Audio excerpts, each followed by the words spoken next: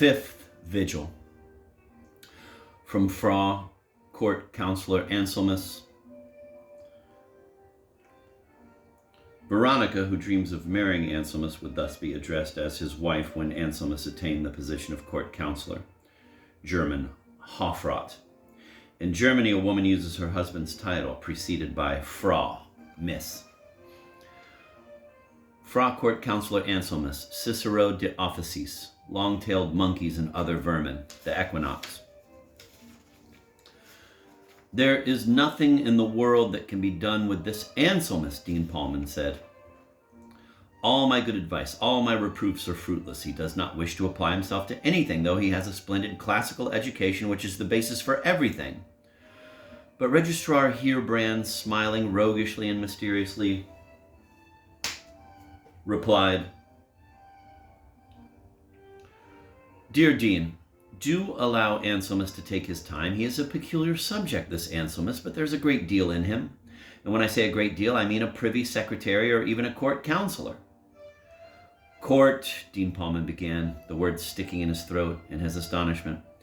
Quiet, quiet, Registrar Heerbrand went on. I know what I know. He has these 2 days been copying manuscripts at Archivarius Lindhorst's.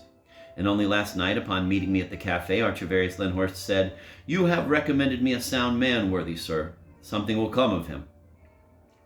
Now think of the connections of Archivarius Lindhorst. Quiet, quiet. We'll discuss this a year from now. With these words, the registrar left the room, the same roguish smile on his face, leaving behind the dean, whose astonishment and curiosity had rendered him speechless and who, as if under a spell, was transfixed in his chair. But on Veronica, this conversation made a very special impression. Haven't I all along known, she thought, that Herr Anselmus is a very clever and attractive young man who is destined for something great? If only I could be sure that he really cares for me. Didn't he press my hand twice that night when we crossed the Elbe? And during our duet, didn't he look at me with glances which pierced my heart? Yes, he really likes me, and I... As girls tend to do, Veronica totally surrendered to the sweet dreams of a joyous future.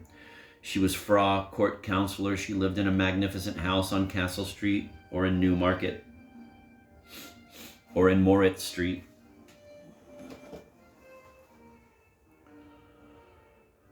Her stylish little hat and her new Turkish shawl were wonderfully becoming. She was having her breakfast on the balcony, dressed in a smart negligee, giving her cook orders for the day. And please take care that you do not spoil that dish.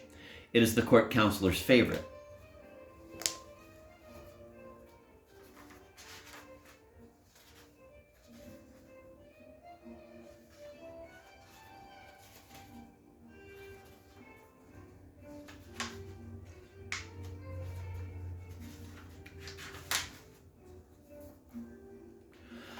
Young dandies who are passing by glance up, and she clearly hears, Well, isn't that the wife of the court counselor, divine creature?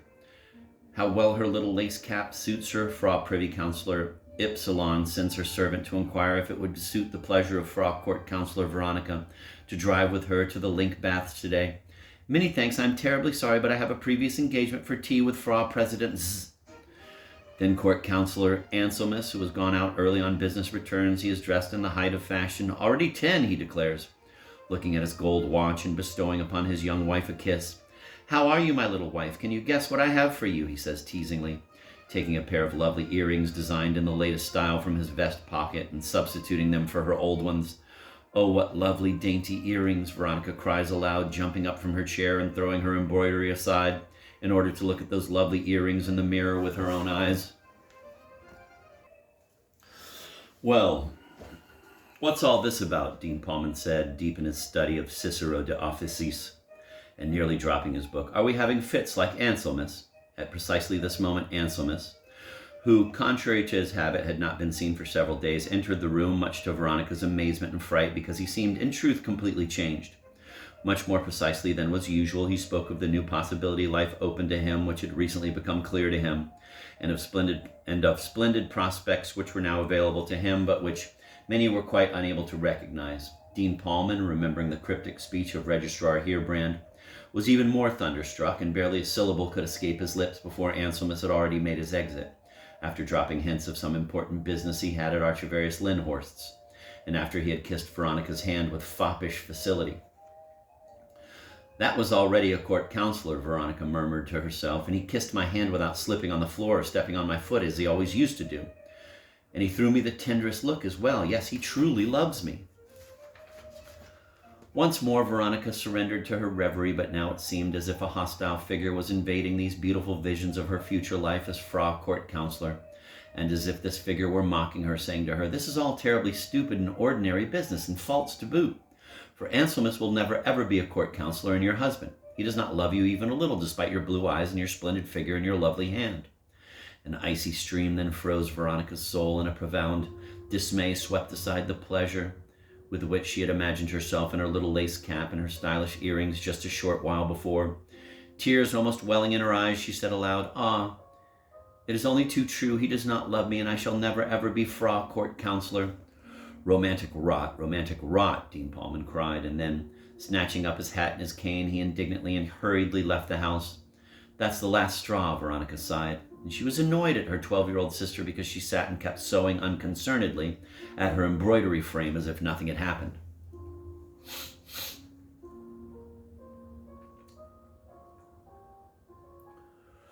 It was almost 3 o'clock, time to tidy the room and set the coffee table, because the Mademoiselles Oster had sent word that they were coming to call. But from behind every box that Veronica moved, behind the music books that she took from the piano, behind every cup, behind the coffee pot that she brought from the cupboard, peeped that malicious figure like a little mandrake, laughing mockingly while snapping its tiny spidery tendrils and crying, "He will not be your husband. He will not be your husband." Finally, when Veronica had fled into the middle of the room, leaving everything, she saw it again with a long nose and colossal bulk behind the stove, and it growled and snarled, "He will not be your husband." "Don't you hear or see anything, sister?" Veronica cried, trembling with fright, not daring to touch anything in the room. Franzchen arose from her embroidering very gravely and quietly, saying, "What troubles you today, sister? You're rattling and banging everything. I see that I must help you." But at this moment the visitors, gay and laughing briskly, came tripping in, and at the very same instant Veronica saw that she had mistaken the stove top for the figure and creaking of the... But at this moment the visitors, gay and laughing briskly, came tripping in, and at the very same instant Veronica saw that she had mistaken the stove top for the figure and the creaking of the poorly shut stove door for those malicious words. She was nevertheless beside herself with terror, and could not immediately recover her composure, so that her friends could not help seeing her unusual agitation, which her paleness and her expression betrayed. They immediately terminated their cheerful chatter and insisted that she tell them what in heaven's name had happened. She was forced to confess that while she had abandoned herself to quite special thoughts, she had been possessed by an abnormal fear of ghosts, which was quite unlike her. Her description of how a little gray mandrake had peeped out of the corners of the room, mocking and torturing her, was painted in such vivid colors that the Mademoiselles Oster peered around with timid glances and began to experience all kinds of unearthly feelings. Franzchen, however, came into the room at this very moment with the steaming coffee pot, and the three, composed again, laughed at their foolishness. Angelica, the elder of the Osters, was betrothed to an officer. The young man had joined the army, and news of him had so long failed to reach his friends that there was no question but that he was dead, or at the very least critically wounded. This had plunged Angelica into the most profound sorrow. But she was happy today, even exuberant, a condition which so surprised Veronica that she could not help but talk about it quite unreservedly. "Dear girl," Angelica said, "do you believe that my Victor is out of my heart and out of my thoughts?